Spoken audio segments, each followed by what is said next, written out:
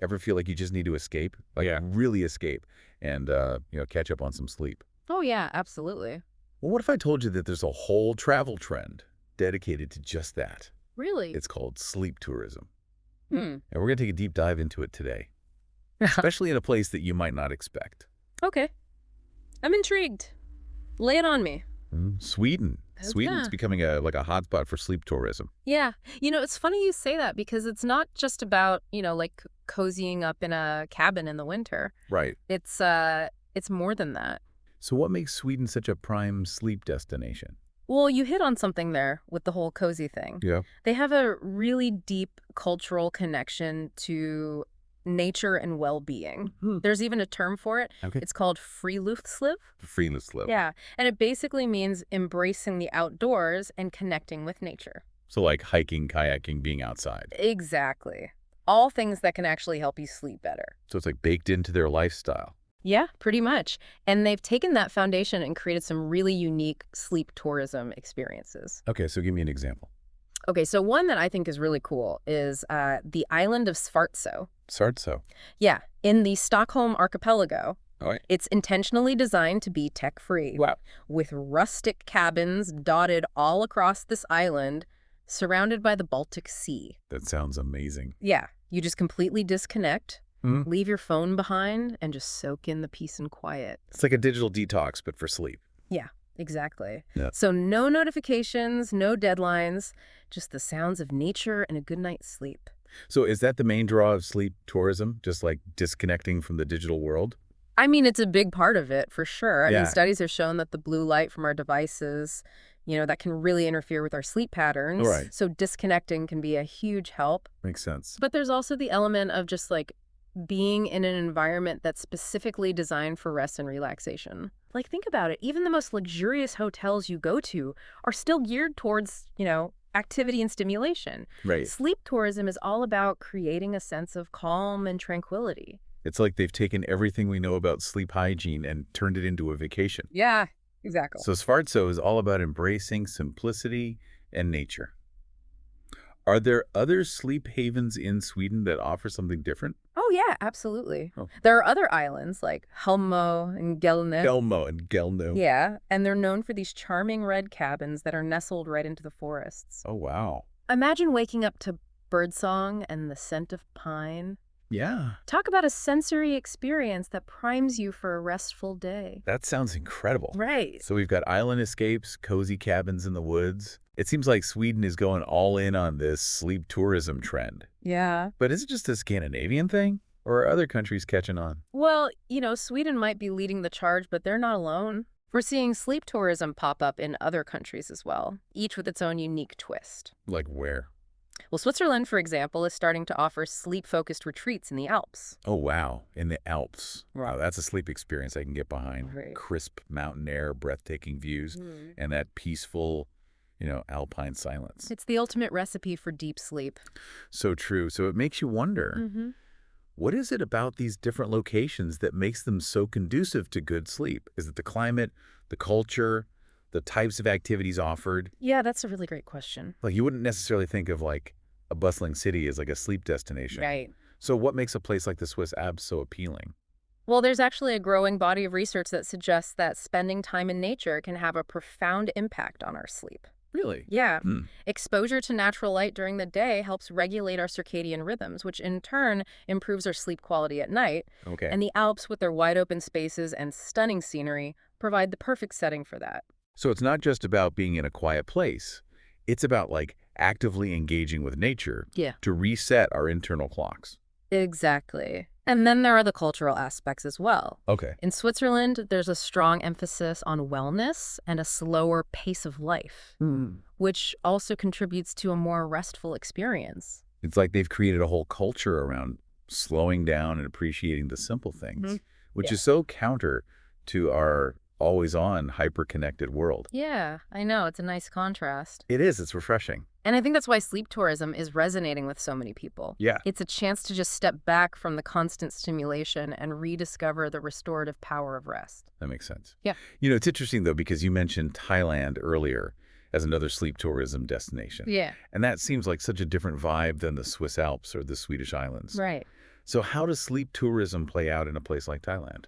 That's where things get really interesting. Thailand is known for its wellness retreats, which often incorporate meditation and mindfulness practices as part of the sleep experience. So it's not just about the external environment, but also Yeah. about cultivating inner peace and stillness to promote better sleep. Exactly. Yeah. They might offer things like yoga breathwork or guided meditation sessions, Mm. all designed to calm the mind and prepare the body for deep, restful sleep. It's like a holistic approach to sleep, hmm addressing both the physical and mental aspect. Precisely. And that's what makes sleep tourism so compelling. Yeah. It's not just a gimmick or a fad. It's a recognition that sleep is a fundamental aspect of our well-being, hmm and that we can actively create environments and practices to improve it. It's true. I'm starting to see the appeal of this whole sleep tourism thing. Yeah. But for those of us who can't just jet off to a sleep retreat every time we're feeling stressed or sleep deprived, Right. are there lessons we can learn from these destinations that we can apply to our everyday lives? Absolutely. And that's what I find most exciting about this trend. Okay. It's not just about luxury vacations. It's about raising awareness of the importance of sleep and giving people practical tools to improve their sleep habits. So how do we bring a bit of that sleep tourism magic into our own homes? Well, think about the common elements we've been talking about: Okay. connecting with nature, Okay. disconnecting from technology, Right. creating a calming environment, Yeah. and incorporating relaxation techniques. Okay. These are all things we can do even in our busy lives. So it's like creating our own little sleep sanctuaries in our bedrooms. Yeah. Where do we even start? Well, one of the simplest things you can do is just optimize your sleep environment. Oh, you Make sure your bedroom is dark, quiet, and cool. Invest in blackout curtains, earplugs, or a white noise machine if you need to. Right. Whatever it takes. I know I sleep so much better when my room is completely dark. Yeah, It makes a huge difference. it really does. What about your bedtime routine? Do you Yeah. find yourself, scrolling through social media or watching TV right before bed? Oh, definitely guilty of that. Yeah. But I've been trying to be more mindful about limiting screen time before bed. That's great. Even just an hour or two of screen-free time before bed can make a huge difference. Right. That blue light from our devices, it messes with our sleep hormones. I've noticed even just dimming the lights in my apartment a couple hours before bed seems to help me wind down more naturally. That's awesome. It's like my body's getting the signal that it's time to relax. That's fantastic. You're already intuitively incorporating some of the principles of sleep tourism. Am I? It's all about paying attention to those cues and creating a consistent routine that signals to your body that it's time to rest. Yeah. So we've talked about the environment and disconnecting from technology. Well, What about those relaxation techniques you mentioned? oh, right. Yeah. How can we bring those into our daily lives? Well, just think about what helps you relax and unwind. Okay. It could be, taking a warm bath or reading a book, Yeah. listening to calming music, or even just some gentle stretching or deep breathing exercises. So it's about intentionally creating a pre-sleep ritual that helps us transition from the stress of the day into a more peaceful state of mind. Exactly. And the key is consistency. The more you prioritize these practices, the more ingrained they'll become, and the easier it'll be to fall asleep and stay asleep. It's like we're retraining our brains and bodies to prioritize sleep. Yeah, we are, which, let's face it, most of us desperately need. For sure. Yeah. And sleep tourism is reminding us that sleep isn't just about, feeling good. Right. It's about optimizing our physical and mental health, our cognitive function, our creativity. Right. It impacts every aspect of our lives. It really does. And when we start to view sleep as an investment in our overall well-being, Hmm. rather than a luxury or something to squeeze in when we have time, Right. it changes everything. I like that. It's true. It's like we're finally waking up to the power of sleep. Pun intended. Pun intended. I love it. And even if we can't all escape to a Swedish island or a Swiss chalet, Yeah, we can still create those moments of peace and tranquility in our everyday lives. absolutely. It's all about being intentional and making sleep a non-negotiable part of our routine. And who knows, maybe we'll inspire a few listeners to prioritize their sleep too. Here's hoping, because the world could definitely use a little more rest and relaxation. It's not just about the amount of sleep we get. Right. It's about the quality. Yeah, like tossing and turning all night isn't exactly restorative. No, it's not. That's why these sleep tourism destinations focus so much on, creating that ideal sleep environment Okay. and incorporating practices that promote deep, restful sleep. Right. It's about optimizing our sleep, not just maximizing it. I like that. Okay, so let's dream for a second. Okay. What does your ideal sleep getaway look like? Oh, gosh. If you could design the perfect sleep-focused vacation, where would you go and what would you do? That's a tough one. I know there are so many amazing There's places. so many incredible places to choose from. Right. But I think for me, it would be a combination of being surrounded by nature. Maybe a secluded cabin in the woods or a beachfront cottage with the sound of waves crashing. Ooh, I love that. And having absolutely no obligations or distractions. No email, no deadlines, no pressure to do anything except relax and recharge. Exactly. That sounds amazing. And maybe some gentle yoga or meditation in the mornings. Okay. Followed by, delicious, nourishing meals made with fresh, local ingredients. Now you're talking. Sign me up. What about you? What would your dream sleep vacation look like? Well, I'm definitely with you on the nature element. Okay. I think I'd also love to incorporate some kind of spa or wellness component. Like massages and facials? Yes.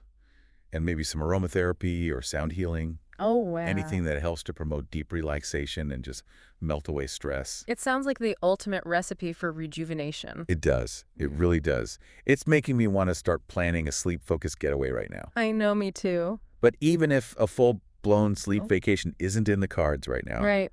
I think we can all take inspiration from this trend and find ways to incorporate those elements of rest and relaxation into our daily lives. Absolutely. It's all about being intentional and making sleep a priority. And, you might be surprised at how much more you can accomplish when you're well-rested and recharged. So true. It's like we've been operating on a sleep deficit for so long, we've forgotten what it feels like to be truly rested and energized. Yeah, we have. Well, hopefully this deep dive has inspired you to rethink your relationship with sleep Yeah. and prioritize those precious hours of rest. I know it has for me. Me too. Yeah. And for our listeners who are intrigued by this whole sleep tourism thing, we've included some links in the episode description. Okay, great. 2 destinations and resources where you can learn more. Sweet dreams, everyone. And don't forget to subscribe for more deep dives into fascinating topics that will keep you thinking and exploring. It's funny how we think of vacations, as like a time to indulge Yeah. in things we don't normally do, like trying new foods or staying up late, Right. packing our days with activities. Yeah. But what if the ultimate indulgence was actually like slowing down and prioritizing sleep? That's interesting. It's a real shift in perspective, isn't it? Yeah, We're so used to associating vacations with, excitement and novelty. right. But maybe there's something to be said for a vacation that's all about rest and rejuvenation. Like imagine coming back from a trip feeling more energized and refreshed than when you left, Yeah. instead of needing another vacation to recover from your vacation. I think that's the real beauty of sleep tourism. Yeah. It's a reminder that we don't have to wait for a special occasion to prioritize our sleep.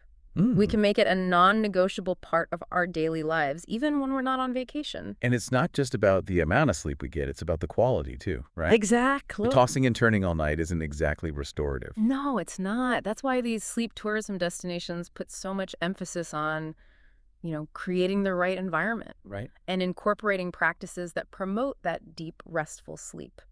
It's about optimizing our sleep, not just maximizing it. Okay, so let's keep dreaming for a second. What does your ideal sleep getaway look like? Oh, gosh. If you could design the perfect sleep-focused vacation, where would you go? What would you do? Ooh, that's tough. There are so many amazing places. I know. But for me, I think it would be a combination of things.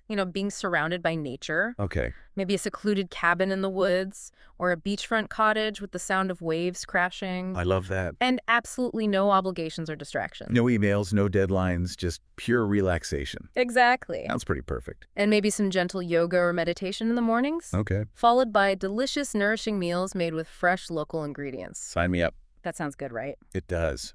What about you? What would your dream sleep vacation look like? I'm with you on the nature part for sure. Okay. But I think I'd also love to have like a spa or wellness component. Ooh, like massages and facials. Yeah, exactly. Yeah. And maybe some aromatherapy or sound healing. Wow. Anything that helps to just promote deep relaxation and melt away stress. I love that. It Yeah. sounds like the ultimate recipe for rejuvenation. It really does. It really does.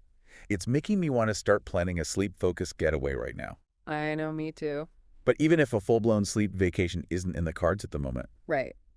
I think we can all take inspiration from this trend Yeah. and find little ways to incorporate, those elements of rest and relaxation into our everyday lives. Absolutely. It's all about being intentional and just making sleep a priority. Yeah. And you might be surprised at how much more you can accomplish when you're well rested and recharged. So true. It's like we've been operating on a sleep deficit for so long, we've forgotten what it even feels like to be truly rested and energized. That's true. Well, hopefully this deep dive has inspired you to rethink your relationship with sleep Absolutely. and prioritize those precious hours of rest. Yeah. For our listeners who are intrigued by this whole sleep tourism thing, Okay. we've included some links in the episode description to destinations and resources where you can learn more. Sweet dreams, everyone. Sweet dreams. And don't forget to subscribe for more deep dives into fascinating topics that will keep you thinking and exploring.